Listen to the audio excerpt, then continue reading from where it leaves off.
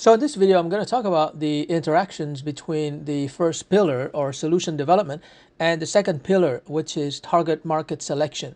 So how are these two related? Well, first of all, you've got to create a solution, right? That's pillar number one. You've got to understand what is the customer problem and you got to create a solution for that problem.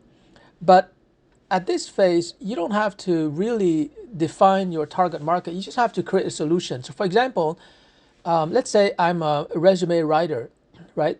Anyone who is applying for a job will need to have a resume. So, I create a solution in the sense that I package it. It's not just I'm gonna write your resume for you. I'm gonna create, for example, a nice environment. You can come to my home office or my commercial office.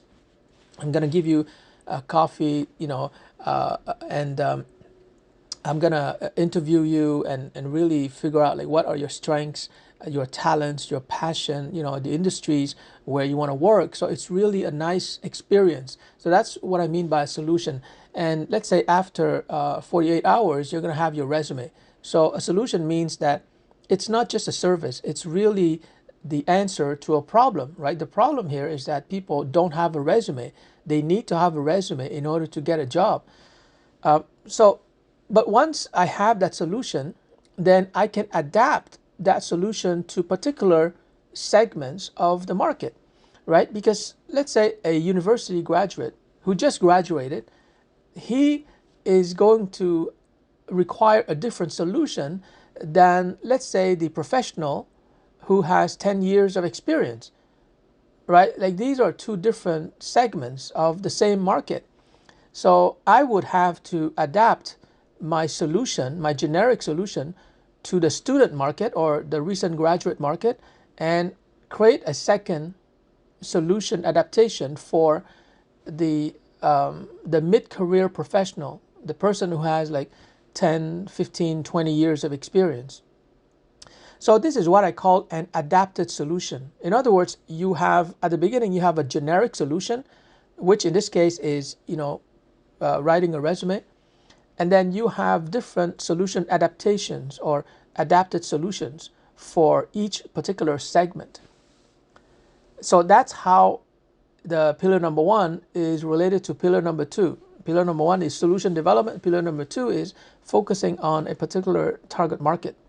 If you just stay with your generic solution, then it is impossible for you to do a pillar number 3, 4, and 5, because pillar number 3 is about lead generation, right? You have to go where your target market is. But if your solution is just resume writing, then where do you go? You don't know where to go.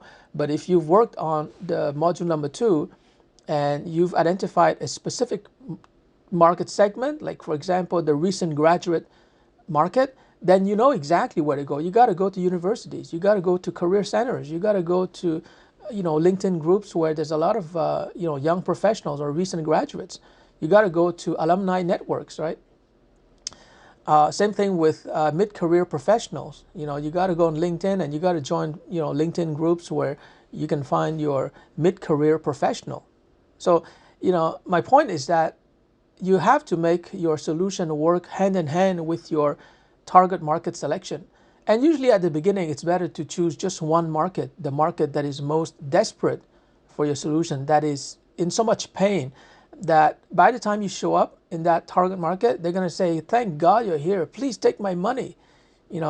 And when you do that, then you're going to generate a stable cash flow from that initial desperate market segment, and it's going to help you to finance the capture of future market segments. For example, here the second market segment is the mid-career professional. So you can see that this digital business bootcamp is very practical. We're going to help you step by step. First of all, solution development. You've got to make sure you have a solution. Second, you've got to know whom it is adapted for. You can't just offer a generic solution like graphic design or resume writing. That's just too generic. And then phase number 3, 4, and 5, you generate leads, you create content to inform them and build trust, and finally you convert them from subscribers and prospects into happy paying customers.